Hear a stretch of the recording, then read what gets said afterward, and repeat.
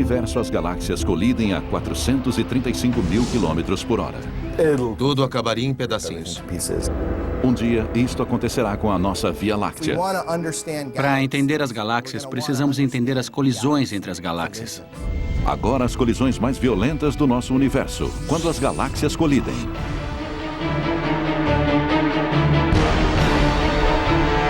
Colisões cósmicas. Colisão galáxias. Colisões. Na escala humana, elas são violentas, deixando caos e destruição em seu caminho. Quanto maior a colisão, maiores os estragos. Mas no universo, a dimensão das colisões cresce de maneira inconcebível. Galáxias se chocam umas contra as outras. Buracos negros se fundem numa explosão mortal. Nossa própria galáxia marcha rumo a uma colisão com sua vizinha mais próxima, Andrômeda. Os astrônomos acreditam que essas interações violentas estimularam a evolução do nosso universo. Não foi apenas o curso gradual da evolução que produziu os eventos que vemos hoje e deu forma à natureza do cosmos onde vivemos, mas também as raras e violentas colisões entre duas galáxias, dois buracos negros, duas estrelas. Para algo dar certo no nosso universo, muita coisa tem que dar errado. Como tomarmos conhecimento dessas colisões violentas e o que elas significam para o nosso planeta? A tecnologia nos permite testemunhar a destruição muito além da nossa imaginação e a descobrir a relação desses impactos com nosso universo. Cada tipo de colisão galáctica aprofundou nosso entendimento e mudou nossas suposições sobre o funcionamento do universo. A maior colisão imaginável ocorre entre os maiores corpos do universo, as galáxias. Uma colisão galáctica gera imagens de destruições sem paralelo. Estrelas se chocam, planetas são dizimados, todas as formas de vida são aniquiladas. Mas será que é isto mesmo que acontece quando as galáxias colidem? Para começar a entender o que significa uma colisão galáctica, temos primeiro que entender o tamanho e a composição de uma galáxia. Um conjunto de gás, poeira, planetas e estrelas. Muitas estrelas. Uma galáxia é como uma cidade de estrelas, um conjunto de algumas centenas de bilhões de estrelas que passam bilhões de anos juntas, cuja proximidade se deve à força da gravidade. Nossa galáxia, a Via Láctea, tem cerca de 100, 200 bilhões de estrelas e algo perto de 100 mil anos-luz de uma ponta à outra. Então, poderíamos cruzar a Via Láctea viajando 100 mil anos-luz. Sem problema, certo? Talvez devêssemos começar calculando um único ano-luz. Um ano-luz é a distância que a luz percorre em um ano. A luz viaja a incrível velocidade de 300 mil quilômetros por segundo e se multiplicarmos isto pela quantidade de segundos de um ano, obteremos cerca de 10 trilhões de quilômetros. As distâncias na astronomia são tão gigantescas que até a distância entre as estrelas são medidas em anos-luz. Outro modo de entender esta dimensão é saber que um feixe de luz viajando a 300 km por segundo levaria 100 mil anos para viajar de uma ponta até a outra.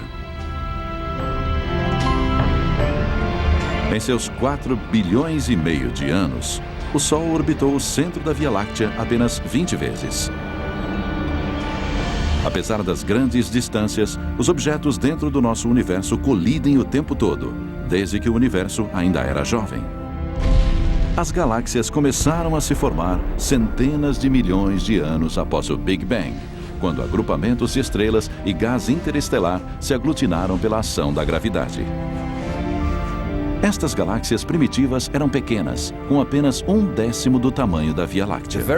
As primeiras galáxias do universo eram galáxias pequenas, galáxias anãs, e com o passar do tempo, esses pequenos agrupamentos se combinaram para formar galáxias cada vez maiores, decorrentes de fusões e adições. Figurativamente falando, essas galáxias anãs ficaram presas num engarrafamento no universo primitivo. Na história primitiva do nosso universo, as interações eram muito mais comuns que hoje, porque elas ficavam muito mais próximas. Ao colidirem, as pequenas galáxias se uniram, formando galáxias maiores com formas definidas. A Via Láctea, onde fica nosso sistema solar, é uma galáxia espiral. Outras opções de formação incluem as galáxias elípticas e as galáxias lenticulares, que são um meio termo entre as duas. Os astrônomos devem essa classificação das galáxias a Edwin Hubble, que deu o nome a um dos maiores observatórios da NASA, o Telescópio Espacial Hubble. Acho que deve ter sido divertido, pois na falta de um tipo de classificação definitiva, ele precisou inventar. Hubble assumiu a tarefa astronômica de classificar as galáxias. O esforço é para dar conta de 90%, classificar 90% dos objetos e não se preocupar com os corpos estranhos. O que aconteceu com os outros 10%? Foram classificados como irregulares. Eles deixaram de fora caudas de poeira e galáxias que parecem mais destroços. Durante anos, essas formações peculiares foram deixadas de lado. Mas a questão permanecia. O que poderia ter formado essas galáxias estranhas? E será que isto tem alguma relação com colisões cósmicas? Esta não era a grande questão da sua época. Estávamos apenas começando a entender as galáxias espirais e elípticas. Mas mesmo mais interessado em classificar a maioria das galáxias, ele achava que as galáxias irregulares exigiam mais atenção. Umas 2 décadas depois, quando a maior parte do seu trabalho já estava concluída, as pessoas começaram a estudar as galáxias. Os cientistas queriam saber por que elas eram daquela maneira. Uma teoria sustentava que elas eram formadas por disrupções violentas e caos. Havia um debate há 20, 30, 40 anos sobre se elas estavam colidindo ou surgindo, como hoje acreditamos. Atualmente, os astrônomos continuam usando a categoria irregular. O irregular envolve tudo. Ele se refere tanto às galáxias pequenas que foram muito afetadas pela formação estelar que abriu buracos em seu gás, tornando sua forma muito irregular. Mas também se refere às galáxias que sofreram colisões. Ele incorpora uma grande variedade de tipos de galáxias. As formas estranhas de algumas galáxias irregulares podem ser explicadas pelo efeito da gravidade numa escala galáctica. Os maiores objetos do universo se uniram por uma colisão direta. As galáxias irregulares são a prova de que estes grandes agrupamentos de estrelas colidem, indícios de que o universo está repleto de destruição e pandemônio. Mas o que acontece dentro das galáxias? Que outros tipos de colisão são possíveis e como podemos vê-los? A seguir, a colisão de estrelas deixa suas marcas em todo o universo. Mas mesmo assim, os astrônomos precisam registrá-las em pleno ato. Galáxias irregulares são indícios de que as galáxias colidem. Mas será que os astros também se chocam uns com os outros? Nosso universo é tanto maternidade quanto cemitério. Um local de batalhas épicas entre imensos corpos celestiais. Imagine um cenário fictício. A quase 3.000 anos-luz da Terra, 2 estrelas irmãs dividem a mesma órbita há milhões de anos. Com o tempo, elas vão se aproximando, girando uma em volta da outra numa velocidade próxima à da luz. Então, colidem, e em milésimos de segundos são destruídas, emitindo uma onda de choque que atinge a Terra, dizimando metade da nossa camada de ozônio e matando tudo em seu caminho. É isso que alguns astrofísicos estimam que vai acontecer se um tipo de estrela chamada estrela de nêutrons colidir perto da Terra. Para eles, 3.000 anos-luz é logo ali. Já foi sugerido que algumas das extinções em massa da vida em nosso planeta ocorreram por causa de eventos como este. Algumas das colisões estelares mais violentas do universo ocorrem entre estrelas de nêutrons. Elas se formam a partir dos restos de antigas estrelas gigantes que ficaram sem combustível. A gravidade desencadeia um colapso geral. No centro forma-se um objeto extremamente denso. Tão denso que os elétrons colidem com os prótons e formam nêutrons. A estrela de nêutrons que se forma no centro é a reminiscência, as cinzas dessa estrela. Mas essas cinzas ainda têm vida. E logo após se formarem, algumas estrelas de nêutrons orbitam umas às outras, numa união gravitacional conhecida como par binário. Durante milhões de anos, as irmãs estelares orbitam uma a outra a velocidades superiores a 1000 vezes por segundo. Elas emitem ondas gravitacionais que drenam energia do sistema e fazem com que elas se aproximem cada vez mais até um momento em que não há mais uma órbita estável possível para elas. Quando elas finalmente colidem, emitem mais energia que nosso Sol produzirá em toda a sua vida. Ainda assim, essas colisões são rápidas para serem capturadas pelo telescópio. Todo o processo de colisão dura cerca de 1 milésimo de segundo e pronto. Elas se tocam, explodem e acabou.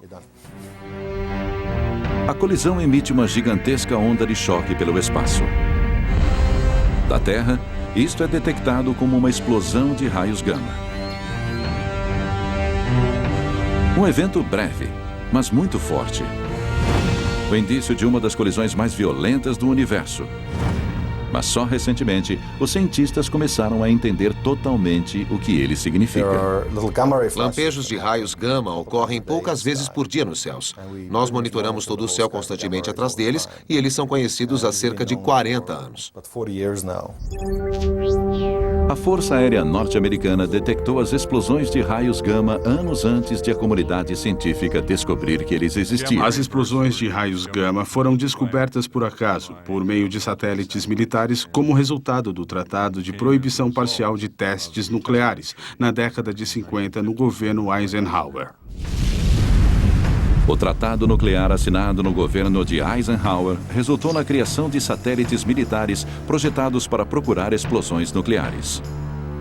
A Força Aérea lançou os primeiros satélites Vela em 1963. Esta série de satélites foi equipada com detectores de raios gama. As nuvens de radiação das explosões nucleares liberariam raios gama. Esses detectores foram os primeiros a encontrar explosões cósmicas de raios gama. Em 1969, Ray Clibsadel, analista da Força Aérea, encontrou picos estranhos nos raios gama entre os dados do Vela, que por sua intensidade e duração, não podiam ser atribuídos nem à Terra, nem ao Sol. Eles sabiam que aquilo tinha de vir de outro lugar. Em 1973, quando Clibsadel finalmente divulgou sua pesquisa num encontro da Sociedade Americana de Astronomia, ele já contava com ao menos 16 explosões de raios gama confirmadas. Mas seriam necessários equipamentos mais sofisticados para observá-las melhor. Em 1991, a NASA lançou o Observatório de Raios Gama Compton, um satélite espacial dedicado a detectar essas explosões. Os cientistas esperavam capturar uma explosão de raios gama em curso para determinar o que eram. Seriam, por acaso, algum tipo de colisão cósmica? O Observatório de Raios Gama Compton detectou cerca de 2.000 explosões de raios gama e estabeleceu que elas aconteciam ininterruptamente. Mas o melhor era que aquele era um meio para identificar a explosão de raios gama e conseguiram uma imagem de telescópio, já que desaparece muito rápido. A explosão de raio gama se esvai em poucos dias. 5, 4, 3, 2, 1. A nave espacial Swift da NASA foi lançada numa missão para estudar as explosões de raios gama no universo. Em 2004, a NASA lançou o telescópio Swift para rastrear e estudar melhor as explosões de raios gama. O Swift é um satélite com um grande detector de raios gama que é relativamente bom em descobrir a direção da qual eles são emitidos.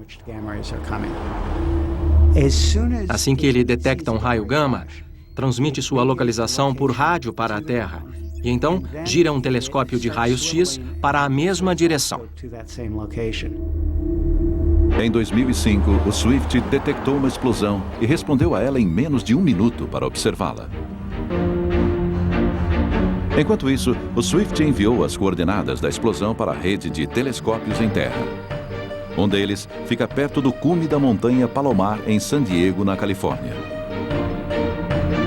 O Observatório Palomar combinou seus dados com cálculos de mais de 10 outras instituições. Juntos, eles conseguiram identificar a causa provável da explosão de raios gama: uma colisão entre estrelas e nêutrons. Do momento da colisão, entre 1 segundo e algumas horas, a maior parte do que aconteceu permanece como mistério. A colisão dura pouquíssimo tempo. Por isso, acho improvável que um dia consigamos capturar a imagem de 2 estrelas no processo de colisão. Mas o que você pode fazer é estudar os resultados. Então, mesmo sem nunca terem testemunhado uma colisão estelar, os astrônomos sabem que elas existem através do exame das ruínas destas brutais guerras nas estrelas. As estrelas e nêutrons não são as únicas que colidem violentamente, causando destruição. Mesmo estrelas jovens podem produzir estragos cósmicos. As estrelas têm uma existência violenta, e não apenas os pares binários, mas virtualmente todas elas, começando pela natureza da sua formação. A vida turbulenta de uma estrela começa com a morte de uma nuvem molecular. É uma região densa de gás interestelar.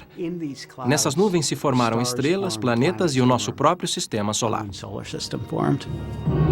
Conforme a força da gravidade atrai mais gás e partículas, as nuvens moleculares crescem até sua densidade ficar tão alta que elas se colidem formando estrelas. Uma força exterior, como a causada pela colisão de uma nuvem ou das ondas de choque de uma supernova, também podem provocar o colapso das nuvens. Com o colapso, seu centro fica cada vez mais denso e mais quente.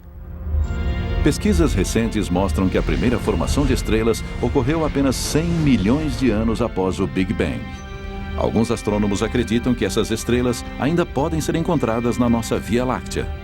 Hoje, os pesquisadores se concentram em grupos compactos de estrelas, chamados aglomerados globulares. Para eles, os aglomerados globulares são lugares ideais para estudar as colisões estelares. Estes densos conjuntos de estrelas funcionam como um campo de batalha estelar. É como andar na rua em meio a uma multidão. A gente se choca com as pessoas. Quando as estrelas estão em meio a um monte de estrelas, elas se chocam. Como há cerca de 100 bilhões de galáxias no universo e cada uma delas contém cerca de 30 aglomerados globulares, o número de colisões estelares pode ser gigantesco. Se você contar todas as galáxias do universo, as bilhões de galáxias, e verificar quantas regiões de colisões estelares cada uma delas tem, vai ver que o número é imenso. Foi um mistério dentro dos aglomerados globulares que levou os astrônomos a uma de suas maiores descobertas. Estrelas altamente luminosas em aglomerados globulares intrigam os pesquisadores há mais de 40 anos. Elas foram chamadas de retardatárias azuis. A retardatária azul tem características peculiares. Tem esse nome porque difere de outras estrelas com a mesma massa. Ela ainda não alcançou os estágios tardios de evolução, então é retardatária. E é azul por ser mais quente que as outras estrelas de sequência principal do aglomerado. Parecia que as retardatárias azuis haviam encontrado a fonte da juventude estelar. Os cientistas se perguntavam como isto seria possível. O telescópio espacial Hubble da NASA, lançado em 1990, teve um papel essencial na solução deste mistério. A resolução do Hubble é tão fantástica que, se você olhasse de Nova York em direção a Tóquio, conseguiria enxergar 2 vagalumes. Sua resolução é fantástica. O Hubble capturou imagens detalhadas de retardatárias azuis, dando aos cientistas um acesso sem precedentes a seus segredos. Observar aquelas estrelas individualmente permitiu que eles medissem suas propriedades, como sua massa, a velocidade da sua rotação, sua temperatura e coisas desse tipo. Os astrônomos descobriram que a grande massa, a alta velocidade da rotação e as altas temperaturas só poderiam significar uma coisa.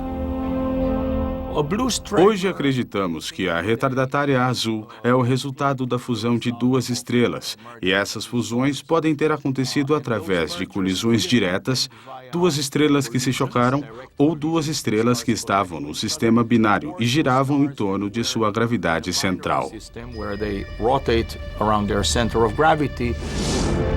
Por exemplo, uma estrela de sequência principal avança em direção à outra a cerca de 800 mil quilômetros por hora. Ela entra na outra estrela, emitindo uma onda de gás e poeira no espaço. Imediatamente, as estrelas começam a inchar e a queimar energia violentamente. Uma estrela pode levar 10 milhões de anos para superar a fusão violenta e se tornar uma retardatária azul. Este foi o primeiro indício de que as estrelas realmente colidiam umas com as outras. E esta é uma das coisas mais fantásticas que as estrelas fazem. Levou décadas para que a ideia das colisões estelares passasse da teoria à realidade. Mas quando se fala em colisões galácticas, o choque de estrelas é apenas a ponta do iceberg. As colisões cósmicas são regra e não exceção no universo e em todos os seus níveis.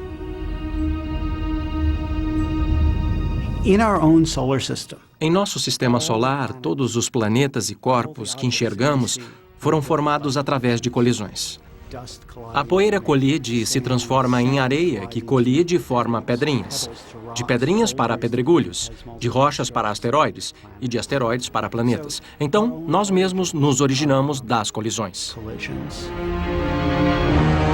As galáxias podem ser violentas, palco de mortes, nascimentos e renascimentos. As galáxias colidem, assim como as estrelas dentro das galáxias, mas há outros objetos que podem se chocar. As colisões cósmicas não estão limitadas a corpos volumosos que se chocam. Às vezes, pode ocorrer uma colisão com jatos de energia, uma energia mortal. Uma radiação letal é emitida por um objeto misterioso supermaciço chamado buraco negro. Um quasar. Um feixe luminoso da galáxia Estrela da Morte segue na direção de uma galáxia vizinha. O que acontece é que esse jato é emitido de um buraco negro e ele acelera, aproximando-se da velocidade da luz. Esse jato atinge uma galáxia que está em seu caminho, destruindo qualquer habitante ou planeta semelhante à Terra dentro da galáxia.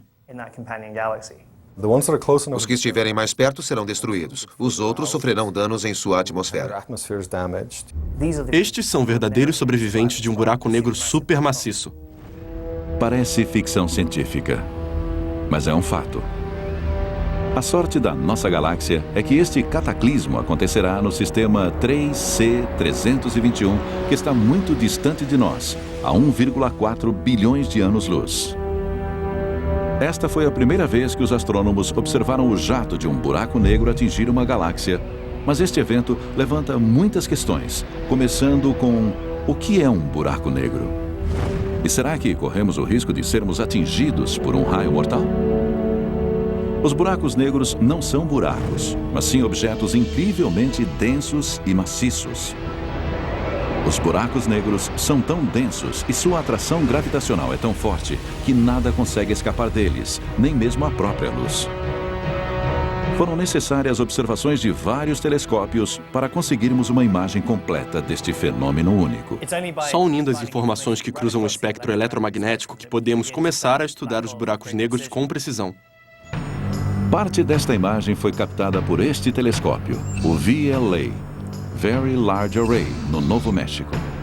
Ele é um radiotelescópio composto por 27 antenas parabólicas, cada uma delas com 230 toneladas.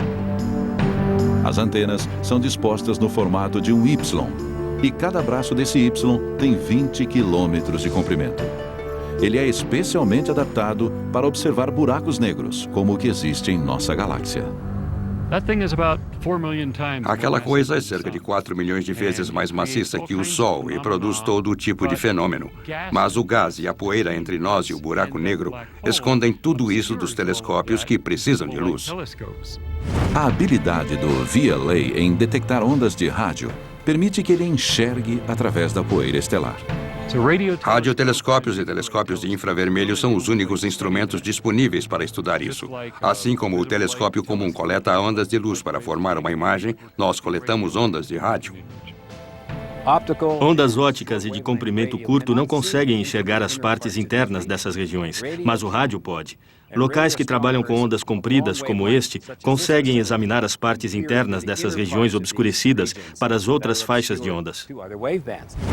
A maioria das galáxias tem buracos negros maciços em seu centro. Eles podem ter uma massa entre 1 milhão e 1 bilhão de vezes maior que o nosso Sol. Apesar de sua massa, a princípio era impossível ver os buracos negros. Então, como descobrimos que eles existiam? A matéria, quando é sugada pelo buraco negro, lembra a água escoando por um ralo de banheira. Ela é puxada e gira, criando atrito que gera calor e luz. E essa luz se torna tão intensa e energética que acaba produzindo raios X. Foi o desaparecimento de objetos neste ralo que levou os astrônomos do século XVIII a sugerirem a existência de uma estrela invisível. Em 1783, o reverendo John Mitchell delineou a ideia de um horizonte de eventos. Ele mostrou que um corpo muito maciço, com uma radiação pequena suficiente, teria uma velocidade de escape igual à velocidade da luz. Ele prenderia a luz e seria invisível, escuro. Este é o conceito do horizonte de eventos. John Wheeler, um colaborador próximo de Albert Einstein, cunhou a expressão buraco negro em 1967. Na época, ainda era uma teoria. Os cientistas ainda não tinham percebido que já haviam encontrado seu primeiro buraco negro.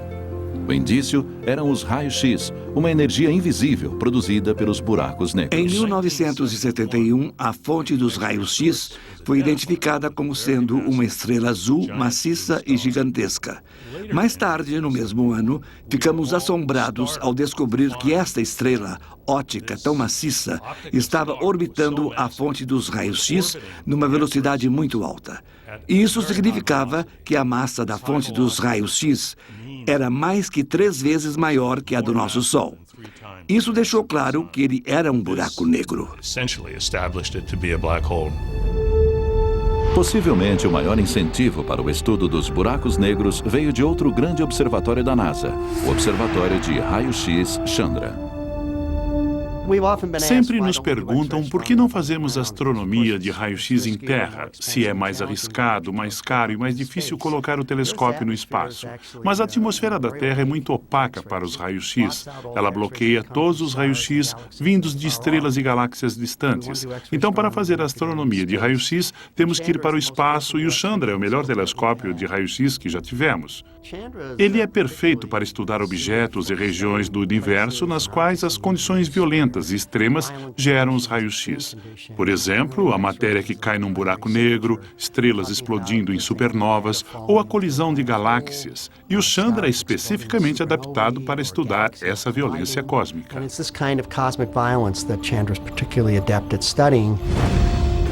Os raios-x estão presentes sempre que um objeto celeste produz grande quantidade de calor. Estrelas de nêutrons e buracos negros conseguem produzir raio-x com força 100.000 vezes maior que os raios-x produzidos pelo Sol. O Chandra foi essencial para ajudar os astrônomos a entender o que estava acontecendo na Estrela da Morte. O Chandra permitiu que observássemos as fontes centrais do buraco negro e que determinássemos a presença desse jato de raio-x, que foi o que fez com que a chamássemos de estrela-morte. Porque o jato aponta diretamente para a sua galáxia irmã e dá para ver os efeitos daquele feixe de energia e partículas quando ele atinge a galáxia vizinha. Como na maioria das colisões cósmicas, há um lado positivo. Quando o jato da estrela-morte devastar a galáxia vizinha, provavelmente desencadeará uma nova fase de formações de estrelas e planetas. Tudo isso faz parte do ciclo de vida e morte do universo. Buracos negros não são necessariamente essas balas de canhão cósmicas. Eles não estão vagando pelo universo, sugando tudo em seu caminho. Na verdade, os buracos negros podem tanto produzir quanto destruir a vida. Nosso sistema solar conseguiu evitar raios mortais apenas para ir de encontro a uma calamidade galáctica de proporções gigantescas. Num futuro distante, nossa galáxia, a Via Láctea, e sua vizinha, Andrômeda, irão colidir. Mas será que essa colisão será uma fonte de criação ou de destruição?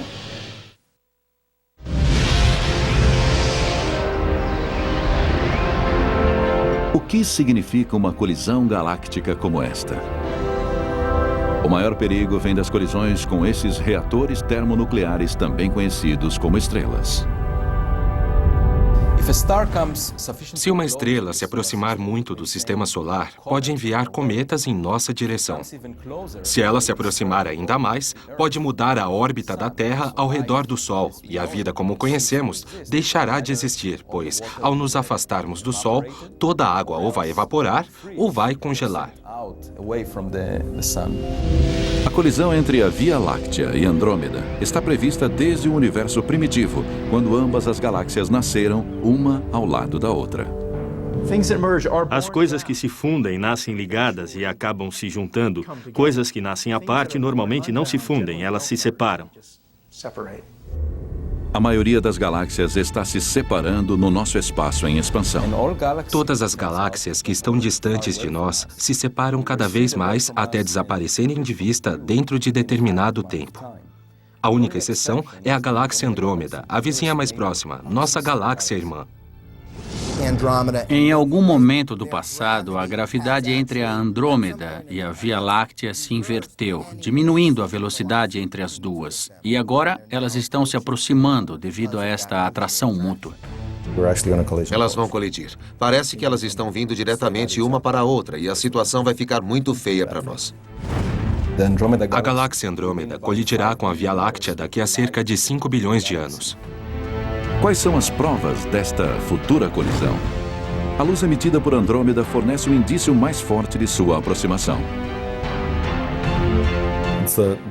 É a mesma coisa que torna os fogos de artifício coloridos. Dependendo da cor, você sabe se ela é produzida pelo ferro, pelo oxigênio, pelo enxofre.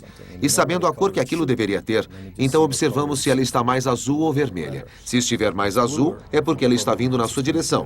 E se estiver mais vermelha, é porque está se afastando. Observando Andrômeda, ela está azul e sua velocidade é de algumas centenas de quilômetros por segundo. Ela está vindo em nossa direção e bem rápido. Mas calma. Uma colisão que destrua a vida na Terra é apenas um cenário possível e nem de longe o mais provável. Então, o que acontecerá em 2 bilhões de anos quando as galáxias começarem a se aproximar? Como as galáxias são incrivelmente maciças e as distâncias entre elas são tão grandes, uma colisão levaria bilhões de anos do início ao fim. Assim, os astrônomos só podem observar imagens no céu. Para entender todo esse processo, eles dependem de simulações. Cada imagem de colisão de uma galáxia no universo é só uma peça dentro de uma longa sequência. Então, essas simulações nos permitem unir as várias situações e ver como elas se desenvolvem desde a aproximação, passando pelo meio e as caudas de maré, até a fusão de tudo isso. Na década de 1970, os astrofísicos e irmãos Alar e Yuri Tomry criaram a primeira simulação da colisão de galáxias espirais. Ela duplicava características que haviam sido observadas em galáxias em colisão. Sua sequência, com passos detalhados desde a aproximação até a fusão, ficou conhecida como a sequência de Tomry. Hoje, Frank Summers, astrofísico do Instituto de Ciência de Telescópio Espacial em Baltimore, Maryland, usa programas de efeitos visuais avançados e vários computadores para condensar colisões galácticas em simulações que retratam 10 milhões de anos a cada segundo. Tudo começa com a aproximação. 2 galáxias espirais são arrastadas para perto uma da outra. Podemos ver que pouco antes delas colidirem, não há nenhuma distorção da cauda, o que eu achei muito estranho quando vi. Elas são bem simétricas ali, só quando elas começam a expulsar as caudas de maré que entram na sequência Tomry. Podemos observar aqui que primeiro elas passam e depois voltam e se juntam. A simulação mostra a tremenda atração gravitacional entre galáxias espirais em colisão. Vastas fileiras de estrelas e gases, conhecidas como caudas de maré, são jogadas no espaço distante. Este estágio dramático pode ser verificado pelas imagens da colisão de galáxias como as galáxias Antennae e o sistema NGC 4676. Astrônomos preveem que a colisão entre a Andrômeda e a Via Láctea terá o mesmo progresso.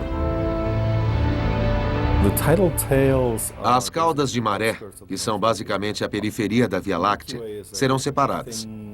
A Via Láctea é uma galáxia esguia, frágil e delicada. E Andrômeda é maior e mais maciça. Então, quando ela passar por nós, seu campo gravitacional vai rasgar a Via Láctea. Mas quando elas se unirem em 2 bilhões de anos, a aproximação parecerá menos como uma colisão e mais como o balanço de um pêndulo, com o impulso fazendo com que elas passem uma pela outra e a gravidade arrastando-as de volta. Elas continuarão se movendo por causa do impulso e, ao se afastarem, tanto a Andrômeda quanto a Via Láctea vão desacelerar devido à atração gravitacional entre elas. Sua velocidade vai diminuir até que elas voltem e passem novamente uma pela outra. Daqui a 4 bilhões e meio de anos, as galáxias voltarão a se encontrar e desta vez será uma colisão direta. Essas belas estruturas, duas galáxias espirais, provavelmente serão totalmente destruídas. Elas se tornarão longas caudas de maré e, quando se chocarem, desequilibrando as órbitas de todas as estrelas, teremos uma forma mais elíptica no centro e longas caudas de maré que predominarão por bilhões de anos. A colisão se tornará uma fusão. As partes centrais estão se fundindo e agora temos uma única galáxia no centro. As caudas de maré vão se diluir e cerca de 500 milhões de anos depois, veremos uma única galáxia. Podemos ver como elas se fundem e agora temos só um centro. Aqui há caudas de maré, mas elas tendem a desaparecer com o tempo. E se avançarmos um pouco, teremos apenas um objeto fragmentado que lembra muito uma galáxia elíptica. Os astrônomos especulam se as galáxias elípticas do universo são o produto de colisões como esta. Mas o que de fato acontece no interior das galáxias enquanto elas sofrem este processo violento e o que isto significaria para o nosso planeta durante o cataclismo? As imagens de galáxias colidindo são etéreas. As caudas de maré se estendem como teias de aranha. Os centros galácticos orbitam um o outro, atraindo-se mutuamente. Mas será que estas belas imagens disfarçam uma grande destruição? Estrelas se chocando umas com as outras, planetas destroçados, luas pulverizadas em poeira espacial. Uma das coisas mais legais das colisões galácticas é que as imensas galáxias se chocam, mas não as estrelas. Temos uma estrela aqui e outra estrela ali, e a distância entre elas é milhões de vezes maior que seu diâmetro. E durante a colisão galáctica, quais são as chances de a Terra ser esmagada? Segundo os astrônomos, muito pequenas. Toda estrela tem algo parecido com um sistema solar em volta. E mesmo o espaço entre elas é muito, muito grande. Tanto que mesmo a probabilidade de um planeta colidir com um outro é baixíssima. Mas isto não significa que a Terra esteja totalmente livre do perigo. Há uma chance de cerca de 10% de a Terra ser expelida com o Sol e o Sistema Solar numa dessas caudas de maré. E seríamos mandados para muito longe, a ponto de ter uma visão aérea da nossa galáxia. Então, a maior implicação para nós seria a mudança da órbita do nosso Sol durante a colisão. Estrelas e planetas podem passar uns pelos outros sem incidentes, mas não o gás. Uma colisão galáctica se refere principalmente aos gases. Tanto Andrômeda quanto a Via Láctea têm uma grande quantidade de gás, e todo ele vai se chocar, e isto vai formar imediatamente um monte de estrelas. Provavelmente teremos, eu diria, umas 10 bilhões de estrelas novas, sem demora. Isso é o que chamamos de surto de formação de estrelas, e esta formação feroz de estrelas parece ser um indicador da interação entre as galáxias. Se estivéssemos num planeta dentro de uma dessas galáxias, o céu noturno seria muito impressionante durante este processo. Seria como fogos de artifício, com um monte de estrelas maciças nascendo. Não seria perigoso, a menos que se estivesse numa região onde as estrelas estivessem surgindo. Mas quando as galáxias se combinarem em uma única galáxia elíptica, a velocidade da formação de estrelas irá diminuir. Saímos de uma galáxia comum, batemos numa outra galáxia, há uma gigantesca formação de estrelas, um surto incrível. Mas depois, num período relativamente curto, o gás cessa, os fogos de artifício param e a galáxia volta a seguir seu caminho. A fusão da Via Láctea com Andrômeda, que em inglês já foi apelidada de Milcômeda por alguns astrônomos, também sofrerá a fusão de seus densos centros, cada um com seu buraco negro. O buraco negro supermaciço de uma galáxia encontra o buraco negro supermaciço de outra galáxia. E eles se juntam, tornam-se um par, a órbita encolhe, eles se fundem e temos um buraco negro supermaciço ainda maior. Este é um processo violento e, durante ele, o gás pode alimentar o buraco negro e produzir um quasar muito brilhante. Mas o maior perigo para a Terra durante o choque entre a Via Láctea e a Andrômeda é algo não relacionado com a colisão. Enquanto a nova galáxia estiver nascendo, nosso Sol estará morrendo. A analogia da vida funciona muito bem para as estrelas. Elas nascem a um ponto onde elas começam convertendo hidrogênio em hélio e extraindo energia. Elas passam pela meia-idade na qual tendem a inchar, ficam mais brilhantes e perto do final de suas vidas mudam impressionantemente. Enquanto o Sol morre, sua fonte de energia, o hidrogênio, vai se esgotando. Ele se tornará uma estrela vermelha gigante. Seu tamanho se estenderá até onde está a órbita atual da Terra, ou seja, seu brilho se estenderá por 150 ou 160 milhões de quilômetros. Isso não é bom para a vida na Terra. A Terra perderá seus oceanos, sua atmosfera e não será mais um lugar propício para a vida. Se durarmos tanto tempo, daqui a bilhões de anos, já teremos ou colonizado os sistemas estelares próximos ou construído algum tipo de planeta artificial longe do nosso Sol, a uma distância segura. Embora pareça que nossa galáxia possa se tornar um local sem vida, os astrônomos preveem que as condições na nova galáxia serão propícias para a vida. Haverá cerca de 1 trilhão de estrelas na nova galáxia e elas terão planetas. Mesmo que apenas uma pequena fração desses planetas seja habitável, os números são tão altos que, com estimativas bem conservadoras, espera-se que haja vida em algum lugar, senão em diversos lugares nesta nova galáxia.